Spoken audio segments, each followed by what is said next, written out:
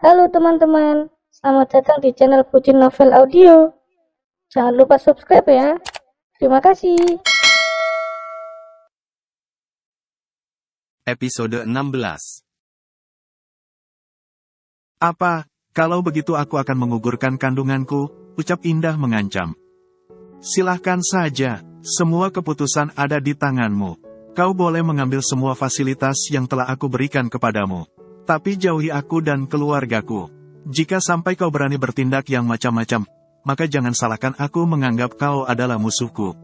Aku tidak akan membiarkan kau mengusik keluargaku. Karena sekali kau melangkah ke jalan yang salah, maka aku tidak akan pernah melepaskanmu begitu saja, ucap Nando melemparkan tatapan elangnya. Melihat tatapan Nando yang begitu menakutkan, Indah hanya diam tidak berkutik. Dia tidak menyangka jika dia akan dicampakkan seperti ini. Namun, dia tidak akan tinggal diam. Dia tidak terima diperlakuan seperti ini. Dia menatap Nando dengan tatapan penuh amarah. Dia bersumpah akan menghancurkan kehidupan Nando dan juga keluarganya. Jika kau mau hidup dengan aman, maka bertingkahlah seperti yang sebelumnya. Seperti saat kita belum saling kenal. Anggap saja hubungan kita selama ini tidak ada, dan bangunlah hidupmu kembali dari awal. Sampai jumpa, ucap Nando tersenyum kecil lalu melangkahkan kakinya meninggalkan Indah. Saat keluar dari apartemen Indah, Nando langsung membuang napasnya lega. Dia merasa beban hidupnya telah berkurang satu karena telah mengakhiri hubungannya dengan Indah. Dia berharap Indah tidak akan berbuat lebih jauh lagi, karena itu juga demi kebaikannya sendiri. Sekarang dia tinggal memperbaiki hubungannya dengan Axele saja. Namun, itulah yang akan paling sulit untuk Nando. Akan tetapi dia akan mengeluarkan seluruh tingkat kesabarannya untuk mendapatkan maaf dari putranya itu. Sedangkan Indah terus menatap kosong ke arah pintu. Dia masih belum bisa mencerna kejadian tadi. Dia tidak percaya jika hidupnya akan hancur dalam sekejap. Dia telah kehilangan kesempatannya untuk menjadi nyonya besar keluarga Arvinado. Impian yang selalu dia mimpikan sejak dulu telah hancur dalam seketika. Aku tidak terima diperlakukan seperti ini. Kau lihat saja, aku akan menghancurkan seluruh keluargamu, teriak Indah frustasi. Rencana yang dia siapkan dengan matang-matang ternyata gagal total. Dia kira dengan pura-pura hamil, Nando tidak akan meninggalkannya dan mendapatkan haknya sebagai istri kedua Nando. Namun, dia salah, ternyata Nando tidak memperdulikannya sama sekali. Bahkan dia tidak memperdulikan perkataannya yang mengatakan jika dia sedang mengandung. Dia meluapkan emosinya dengan melemparkan semua benda yang ada di dekatnya. Dia mengacak-acak kamarnya sambil menangis frustasi, sehingga membuat keadaan kamarnya menjadi sangat berantakan. Setelah lelah meluapkan semua emosinya, Indah perlahan duduk meringkuk sambil menangis terisak. Semua usahanya telah sia-sia dan dia harus menerima takdirnya sebagai istri simpanan, yang ditinggalkan saat tidak diperlukan lagi. Sejak subuh, Alisa terus bolak-balik ke kamar mandi untuk mengeluarkan isi perutnya. Melihat Alisa yang terus muntah, Axele menjadi kebingungan sendiri. Bahkan dia juga tidak masuk kampus untuk merawat Alisa. Melihat tubuh Alisa yang begitu lemas dan juga wajahnya yang pucat, Axele hanya bisa menatap keadaan istrinya itu dengan tatapan penuh iba. Sudah aku bilang, kalau aku belum pulang kau tidur saja, tidak perlu menungguku. Pasti kau juga belum makan malam sebelum aku pulang, kan? Tanya Axele menatap Alisa dengan mata berkaca-kaca. Kau tidak perlu cemas seperti itu. Aku baik-baik saja, mungkin hanya masuk angin saja, ucap Alisa tersenyum sambil mengusap lembut wajah Axele. Bagaimana aku tidak cemas? Sedari tadi kau terus bolak-balik ke kamar mandi. Lihat tubuhmu, sangat lemas dan wajahmu juga sangat pucat, ucap Axele menatap lekat wajah pucat Alisa. Kita ke rumah sakit saja ya. Aku panggil Kak Aksara dulu, ucap Axele bangkit dari duduknya lalu berjalan meninggalkan Alisa. Baru saja Axele membuka pintu kamarnya, dia langsung melihat Askara sudah berdiri di depan pintu. Dia menatap wajah bahagia sang kakak dengan tatapan penuh kebingungan. Dia bingung kenapa Askara bisa sebahagia itu, padahal saat ini Alisa sedang sakit. Bahkan tubuhnya terlihat begitu sangat lemas. Kenapa kakak sangat bahagia melihat istriku sakit? Tanya Axele menatap tajam Askara. Tentu saja kakak bahagia. Jika kau tahu alasannya kau juga akan bahagia nantinya, ucap Askara santai sambil menyandarkan tubuhnya di depan pintu. Hai, Al, karena kau hari ini sakit seperti itu, kakak akan memberi hadiah untukmu, ucap Askara tersenyum bahagia melihat keadaan Alisa. Maksud kakak apa? Tanya Axele menatap tajam Askara. Seperti yang kakak bilang, jika kau tahu kenapa istrimu sakit, pasti kau juga akan sangat bahagia. Bahkan kau bisa jauh lebih bahagia dari kakak, ucap Askara santai. Tidak mungkin aku bahagia melihat istriku sakit. Kakak kira aku ini suami apaan? Oceh Axele kesal. Kau yakin? Apa kau mau taruhan? Ucap Askara tersenyum penuh kelicikan. Taruhan? Tanya Axele mengerutkan keningnya bingung. Iya, jika nanti kau bahagia ketika mendapat hasil pemeriksaan Alisa, maka kau harus menerima ini, ucap Askara memperlihatkan kartu debit pemberian Nando. Kartu debit? Tanya Axele bingung. Iya, di dalam sini ada uang yang cukup besar. Aku rasa ini lebih dari cukup untukmu membuka usaha, ucap Askara tersenyum kecil. Jika aku tidak bahagia? Tanya Axele kembali. Kau boleh meminta apa saja dari kakak, ucap Askara tersenyum lalu berjalan mendekati Alisa yang terbaring lemah di atas ranjang. Itu sama saja, ucap Axele membuang napasnya kesal. Deal, kita mulai taruhan, ucap Askara langsung membuat keputusan secara sepihak. Aku belum setuju, ucap Axele menatap kesal Askara. Aku tidak peduli, pokoknya kita sudah sepakat, jika aku menang taruhan, kau harus menerima ini, ucap Askara tegas lalu memeriksa suhu tubuh Alisa. Tubuhnya sangat dingin, lebih baik kau bawa dia ke mobil secepatnya, ucap Askara sedikit panik, lalu melangkahkan kakinya keluar dari kamar Axele.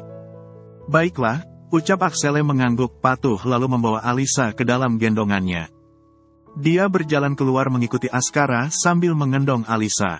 Di saat melewati ruang tamu, mereka melihat Mirna yang duduk termenung di sofa. Melihat Alisa yang berada di gendongan Axele, Mirna langsung mengerutkan keningnya bingung. Dia menatap wajah Alisa yang begitu pucat, bahkan dia dapat melihat dengan jelas raut kepanikan yang terpancar di wajah Axele.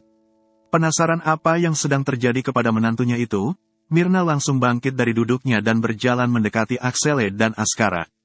Alisa kenapa? Tanya Mirna menatap Alisa yang berada di gendongan Axele. Tidak apa-apa, untuk apa Mama pedulikan kami? Lebih baik Mama fokus saja kepada uang Mama, ucap Axele ketus sambil terus melangkahkan kakinya. Mendengar ucapan Axele, Mirna langsung terdiam sambil menatap Axele dengan mata berkaca-kaca. Sakit, tentu saja sakit, bahkan hati Mirna langsung hancur berkeping-keping mendengar ucapan Axele. Sejahat itukah dia di mata putranya itu? Sehingga putra yang dia lahirkan dengan mengorbankan nyawanya sangat membencinya seperti ini. Melihat mata Mirna yang penuh kesedihan, Askara langsung menghentikan langkahnya. Dia menatap Mirna dengan tatapan penuh rasa kebingungan. Karena setelah 20 tahun lalu, baru kali ini dia melihat tatapan penuh kesedihan kembali terpancar di mata Mirna. Kau bawalah Alisa ke mobil. Kakak ingin bicara dengan Mama sebentar, ucap Askara menatap Axele. Mendengar ucapan Askara, Axele langsung mengangguk kecil.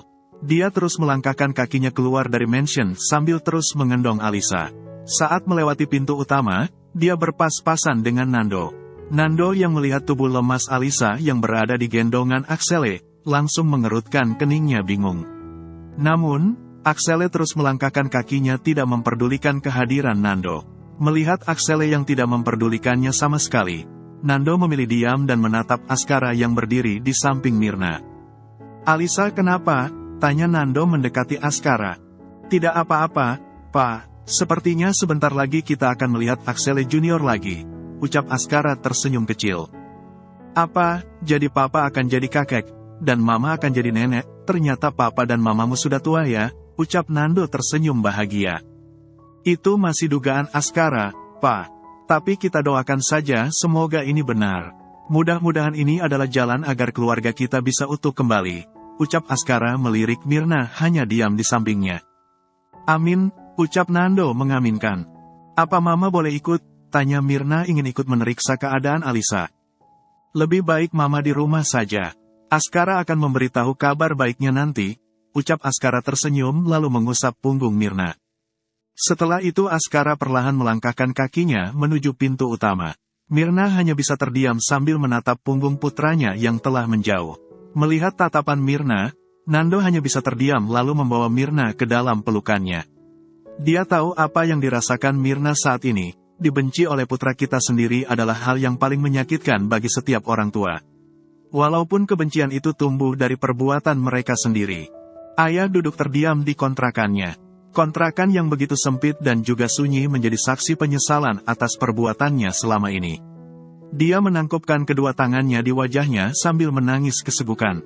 Dia menyesal karena telah menjadi suami dan ayah yang buruk untuk Alisa dan almarhum istrinya. Hanya demi nafsu duniawi dia rela membunuh istrinya sendiri. Bahkan dia juga rela menyiksa putri kecilnya yang seharusnya dia lindungi. Setelah pertengkarannya dengan Tini, dia memilih untuk keluar dari rumah yang dipenuhi orang tidak punya hati itu. Dia lebih baik tinggal seorang diri daripada harus tinggal satu atap dengan orang yang ingin menjual puterinya. Ayah ingin sekali menemui Alisa dan menyuruhnya untuk berhati-hati. Namun, dia tidak punya keberanian untuk itu. Bagaimana kabarmu, nak? Kau pasti sangat bahagia dengan kehidupan barumu. Kau memiliki suami yang sangat tampan dan juga pemberani. Sangat bertolak belakang dengan ayah yang seorang pengecut, ucap ayah menatap foto Alisa. Dia mengingat dengan jelas saat Axele menolongnya dari para berandal itu. Dari sana dia dapat melihat jika Axele adalah pria yang baik. Terlebih lagi ketika dia melihat kemesraan Axele dan Alisa beberapa hari lalu. Membuat ayah semakin yakin jika Alisa hidup dengan bahagia di istana megah itu. Ayah berjanji akan menebus semua kesalahan ayah, nak. Ayah akan melindungimu dari wanita serakah itu, ucap ayah mengusap air matanya.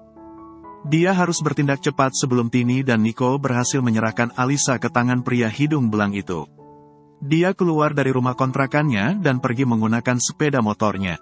Dia berniat untuk menemui Askara dan mengatakan jika Alisa dalam bahaya. Setelah beberapa hari memperhatikan keadaan mansion keluarga Arvinando, akhirnya ayah mengetahui jika Axele memiliki kakak yang sangat menyayanginya. Dia yakin Askara akan membantunya untuk melindungi Alisa. Ayah melajukan sepeda motornya menuju ke mansion keluarga Arvinando dengan kecepatan tinggi. Dia menyiapkan seluruh mentalnya untuk bicara dengan Askara. Dia tahu jam segini Axele dan Alisa telah pergi ke kampus. Jadi Alisa tidak akan melihatnya saat berkunjung ke kediaman Arvinando. Setelah sampai, ayah menghentikan sepeda motornya di depan mansion keluarga Arvinando. Dia menatap mansion mewah itu dengan tatapan penuh kesedihan. Maaf, Anda mencari siapa? Ucap pengawal yang berjaga di depan gerbang. Apa Tuan Askara ada di dalam? Saya ingin bertemu, ucap ayah. Melihat penampilan ayah, para pengawal itu langsung mengingat Tini. Pengawal itu dapat menebak jika ayah adalah salah satu keluarga dari wanita yang telah membuat kerusuhan di mansion majikannya itu. Maaf, Tuan Askara sedang tidak ada di dalam. Lebih baik Anda pulang saja, ucap pengawal itu dengan dingin. Maaf, apa kalian tahu dia pergi kemana? Saya ingin menyampaikan hal penting kepadanya, ucap ayah dengan tatapan permohonan. Tidak, lebih baik Anda kembali saja, ucap pengawal itu dengan tegas. Baiklah, saya akan menunggunya di sini, ucap ayah tidak mau membuang-buang waktu. Ayah memilih duduk di depan gerbang untuk menunggu Askara. Walaupun cuaca sedang panas terik dia tidak peduli sama sekali. Dia akan menunggu sampai Askara pulang. Melihat ayah yang bersikeras para pengawal itu memilih untuk mendiamkannya. Lagi pula Askara memang sedang pergi menemani Alisa dan Axele ke rumah sakit. Siapa pria tua itu? Kenapa dia ingin bertemu dengan Tuan? Tanya salah satu pengawal bertanya kepada rekannya. Alah, mungkin dia sama seperti wanita yang menemui Nyonya Alisa beberapa hari lalu, ucap pengawal lainnya. Mendengar pembicaraan para pengawal itu, ayah langsung menebak jika wanita yang mereka maksud adalah Tini. Ayah tidak menyangka jika Tini sampai berani menemui Alisa sampai ke sini. Mendengar keberanian Tini, ayah semakin merasa cemas. Saat sedang sibuk dengan pikirannya, tiba-tiba sebuah mobil mewah keluar dari mansion. Ayah yang duduk di depan gerbang tidak sengaja menghalangi mobil mewah itu. Nando yang melihat ayah duduk di depan gerbang langsung mengerutkan keningnya bingung. Sedangkan para pengawal langsung menyuruh ayah untuk bergeser karena telah menghalangi jalan tuan besar mereka. Hai, kau minggirlah, ucap salah satu pengawal menyuruh ayah untuk bangkit dari duduknya. Mendengar perintah para pengawal itu, ayah langsung bergerak dan mendorong sepeda motornya menjauhi gerbang. Dia mengusap keringatnya yang bercucuran dengan deras karena tubuhnya terpapar matahari yang begitu cerah. Nando terus menatap ayah dengan tatapan penuh kebingungan. Dia merasa heran kenapa pria itu rela panas-panasan di depan gerbang mansionnya. "Siapa pria itu?" tanya Nando kepada salah satu pengawalnya. "Saya tidak tahu, Tuan. Dia sedang menunggu Tuan Askara," jelas pengawal itu. "Bawa dia kemari," perintah Nando menatap ayah dengan penuh rasa penasaran. Mendengar perintah Nando, pengawal itu langsung mengangguk patuh. Dia berjalan mendekati ayah dan menyuruh ayah untuk menemui tuan besarnya. Ayah hanya bisa mengangguk patuh dan mengikuti para pengawal itu. Karena ayah hanya ingin meminta bantuan untuk melindungi putrinya. "Maaf, Tuan," ucap ayah menduk tidak berani menatap wajah Nando. "Siapa kau?" tanya Nando datar. "Saya adalah ayah Alisa, Tuan. Saya mohon maaf karena telah menghalangi jalan Anda." Nando menatap ayah yang duduk menunduk di depannya. Dia tidak menyangka jika ada papa yang jauh lebih kejam darinya. Ayah yang seharusnya melindungi putrinya ternyata malah membawa putrinya ke lubang penderitaan yang sangat menyakitkan. Setelah Alisa masuk ke istananya, Nando memang secara diam-diam menyelidiki tentang jati diri Alisa. Ketika mengetahui tentang kehidupan Alisa, Nando langsung merasa kasihan kepadanya. Dia tidak menyangka gadis malang itu ternyata selama ini memiliki kisah yang sangat menyedihkan. Ayah yang melihat tatapan Nando hanya diam menunduk tidak berani menatap wajah besannya itu. Dia tahu dia salah, jadi dia memang pantas mendapatkan hukuman atas semua perbuatannya selama ini. "Untuk apa kau datang kemari? Apa kau ingin mengusik hidup menantuku lagi?" tanya Nando menatap tajam ayah. Mendengar ucapan Nando, ayah langsung menatapnya sambil menitipkan air matanya. Apakah dia sangat jahat, sehingga besannya itu bisa berkata seperti itu kepadanya? "Tidak, saya tidak ingin mengusik kehidupan Alisa lagi. Saya hanya ingin meminta bantuan kepada Tuan, untuk melindungi Alisa," ucap ayah menatap Nando dengan penuh permohonan. Mendengar ucapan ayah, Nando langsung tersenyum sinis. "Tanpa kau minta pun, aku akan selalu melindungi menantuku. Kau tidak perlu khawatir seperti itu. Karena di sampingnya ada pria sejati yang sangat mencintainya. Aku yakin, putraku akan selalu menjaga dan melindungi putrimu dengan baik. Kau tidak perlu merasa cemas seperti itu," ucap Nando. "Tapi bahaya bisa mengincarnya kapanpun, Tuan. Jika wanita itu telah berani menginjakkan kakinya di istanamu ini, aku yakin dia akan bisa berbuat lebih nekat di luar sana," ucap ayah menatap lekat Nando. "Seorang wanita datang ke sini?" tanya Nando mengerutkan keningnya bingung. "Iya, Tuan, saya tidak sengaja mendengar pembicaraan para pengawalmu yang berjaga di depan," ucap ayah jujur. "Cek ruang CCTV," ucap Nando tegas lalu berjalan menuju ruang CCTV yang ada di mansionnya. Mendengar perintah Nando, para pengawal yang ada di sana langsung berjalan menuju ruang CCTV. Dia tidak mau jika sampai terjadi sesuatu kepada Alisa. Karena baginya kedatangan Alisa ke keluarga mereka adalah suatu kebahagiaan terbesar untuknya.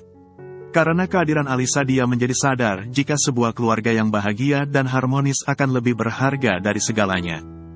Ayah hanya diam sambil melangkah kakinya mengikuti mereka. Melihat mansion keluarga Arvinando yang sangat luas dan megah, ayah langsung merasa bahagia. Dia merasa bahagia karena akhirnya Alisa mendapatkan kebahagiaan atas penderitaan yang dia alami selama ini. Askara terus tersenyum bahagia melihat Alisa yang sedang diperiksa oleh dokter kandungan. Beda dengan Axele, dia terus menggenggam tangan Alisa dengan penuh kecemasan. Dia menatap Alisa dengan penuh kecemasan. Melihat kebucinan Axele, dokter yang sedang memeriksa keadaan Alisa hanya bisa tersenyum kecil. Walaupun masih sangat muda, akan tetapi Axele terlihat sangat bertanggung jawab. "Kenapa Tuan sangat cemas seperti itu?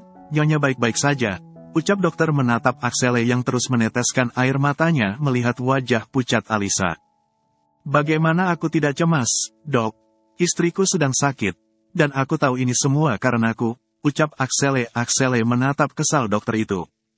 "Ini semua memang karenamu, jadi kau harus menjaga dengan baik," ucap dokter itu tersenyum. "Bagaimana keadaannya, Dok?" ucap Aksara sambil menatap Alisa. "Nyonya muda tidak apa-apa, hanya saja di kehamilannya yang masih muda dia akan sering mengalami hal ini. Jadi tidak ada yang perlu dikhawatirkan. Saya sudah mencatat resep obat dan vitamin untuknya. Tuan tinggal ambil saja di apotik rumah sakit ini," ucap dokter itu tersenyum sambil memberikan resep obat untuk Alisa. Apa, dok, jadi istri saya sedang hamil? Tanya Axele mencerna ucapan dokter itu. Iya, Tuan, Nyonya muda sedang mengandung. Umur kehamilannya masih sekitar 2 minggu, jadi Tuan harus bisa menjaganya dengan baik. Di usia kehamilannya yang masih sangat muda Nyonya memerlukan istirahat yang cukup, dan jangan terlalu banyak beraktivitas dulu, jelas dokter. Jadi sebentar lagi aku akan menjadi ayah, tanya Axele dengan mata berkaca-kaca. Mendengar pertanyaan Axele, dokter itu langsung mengangguk kecil. Melihat itu Axele langsung memeluk Alisa dengan penuh kebahagiaan. Dia menciumi wajah Alisa dan mengelus perut datarnya dengan lembut. Terima kasih, sayang, kau telah memberikan hadiah yang sangat istimewa untukku, ucap Axele mengelus perut Alisa dan mencium keningnya dengan lembut. Melihat kebahagiaan Axele, Askara langsung menggunakan kesempatan ini. Dia tidak mau membuang kesempatan emas yang ada di depannya. Dengan kesempatan ini, Askara akan bisa memaksa Axele untuk menerima bantuan dari papanya. Walaupun dia tidak memberitahu jika kartu itu dari Nando, akan tetapi suatu saat nanti dia akan mengatakannya dengan pelan-pelan kepada Axele. Karena untuk saat ini yang terpenting Axele telah menerima uang untuk modal usahanya itu. Sesuai perjanjian kita, jika kau bahagia maka kau harus menerima ini. Jadi kau gunakanlah uang yang ada di dalamnya dengan baik. Gunakan uang membuat bengkel otomotifmu sendiri. Ingat, aku tidak mau jika keponakanku sampai kekurangan apapun, ucap Askara memberikan kartu itu kepada Axele. Ambil saja, sayang, lagi pula kau bisa mengembalikannya lagi di saat kau sudah sukses nanti. Aku yakin kau pasti bisa mengembangkan bengkelmu dengan cepat, karena kau adalah suamiku yang paling hebat, ucap Alisa menatap Axele dengan penuh keyakinan. Baiklah, aku setuju dengan ucapan Alisa. Aku akan menerima uang ini. Tapi jika aku sudah sukses nantinya, aku akan mengembalikan uang ini kepada kakak, ucap Axele sependapat dengan Alisa. Baiklah, terserah kau saja, ucap Askara tersenyum. Seperti yang kakak janjikan, kakak akan memberikan hadiah untukmu. Jadi, kakak berniat ingin meresmikan hubungan kalian, ucap Askara mengingat jika Axele dan Alisa masih menikah siri. Setelah kesehatanmu sudah pulih, maka kita akan melakukan resepsi pernikahan untuk kalian. Lagi pula sudah waktunya kita mengumumkan pernikahan kalian, ucap Askara tersenyum. Sudah seminggu berlalu, namun, Niko belum bisa menyerahkan Alisa kepada kepala preman itu. Sehingga membuat kepala preman langsung murka dan ingin menghabisi Niko saat itu juga. Kepala preman langsung membawa seluruh anak buahnya dan mendatangi kontrakan Niko dan Tini. Melihat kepala preman yang datang bersama seluruh anak buahnya, Tini langsung pucat ketakutan. Brak! Tanpa ada sepatah kata pun, kepala preman itu langsung menendang pintu kontrakan yang tertutup rapat. Dia menatap tajam Tini yang duduk di sofa sambil menatapnya dengan ketakutan. Cari Niko sampai dapat, perintah kepala preman itu datar tanpa ekspresi. Baik, bos, ucap para preman mengangguk patuh lalu memeriksa seluruh isi kontrakan itu tanpa sisa. Bos, aku mohon beri kami waktu. Kami akan memberikan gadis itu secepatnya kepadamu, ucap Tini bersimpuh di kaki kepala preman itu. Mendengar ucapan Tini, kepala preman itu langsung tersenyum sinis. Dia berjongkok di depan Tini lalu mencengkram wajah Tini. Sorotan matanya penuh dengan kebencian. Sebagai seorang orang yang berkuasa di daerah itu, kepala preman merasa sedang dipermainkan. Dia sudah memberikan waktu yang sangat banyak untuk mereka. Akan tetapi sampai sekarang dia belum bisa mendapatkan apa yang dia inginkan. Bersambung dulu ya teman-teman.